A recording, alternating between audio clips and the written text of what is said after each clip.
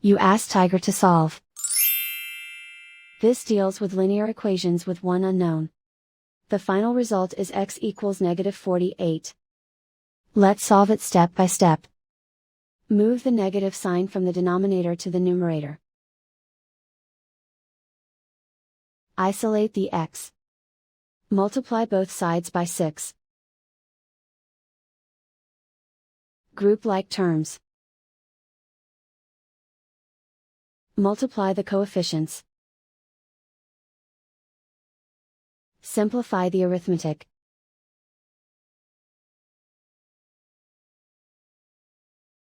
Convert the x into a positive number. Multiply both sides by -1. Remove the ones.